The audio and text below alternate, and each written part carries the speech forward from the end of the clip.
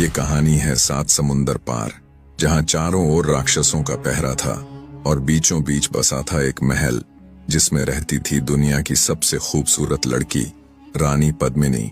हर राजा, हर योद्धा उसे अपना बनाने का सपना देखता था, लेकिन कोई उसके पास तक भी नहीं पहुंच सका, क्योंकि पद्मिनी तक पहुंचने के लिए सिर्फ ताकत नहीं बल्कि जान की बाजी लगानी पड़ती थी।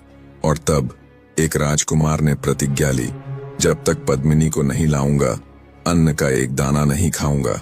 और शुरू हुआ इतिहास का सबसे खतरनाक सफर। बहुत समय पहले की बात है। एक दयालु राजा था। उसके 6 बेटों की शादी हो चुकी थी, लेकिन सबसे छोटा बेटा अभी कुंवारा था। एक दिन वह महल में बैठा था कि उसे तेज प्यास लगी। उसने इधर उधर देखा तो सामने से उसकी छोटी भाभी आती दिखी। वह बोला, भाभी, एक गिलास पानी दे दो। भाभी को यह बुरा लग गया। सोचने लगी, महल में इतने नौकर चाकर हैं, फिर भी मुझसे पानी मांग रहा है।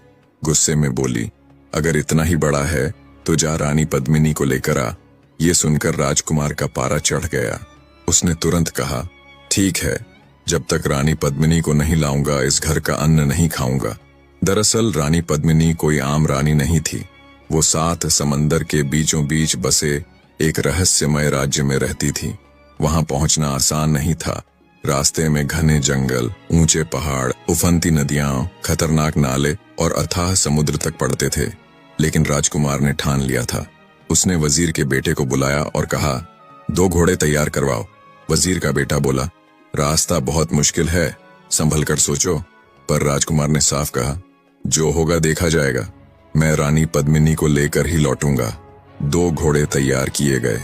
रास्ते के लिए खाने पीने का सामान भी साथ रख लिया गया।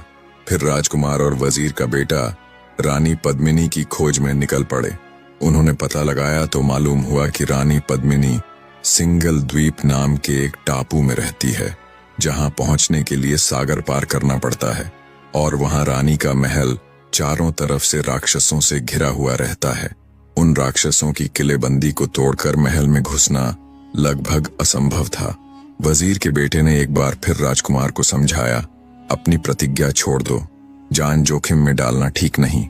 लेकिन राजकुमार ने गंभीर स्वर में कहा, जब एक बार तीर तरकश से निकल जाए तो वो कभी लौटकर नहीं आता। मैं अपने वचन को हर हाल में निभाऊंगा। वजीर का बेटा चुप रह गया। दोनों अपने अपने घोड़ों पर सवार होकर आगे बढ़ गए। दोपहर होते होते उन्होंने एक अमराई में डेरा डाला, खाना खाया और थोड़ी देर आराम किया। उसके बाद फिर से सफर शुरू किया। चलते चलते सूरज ढल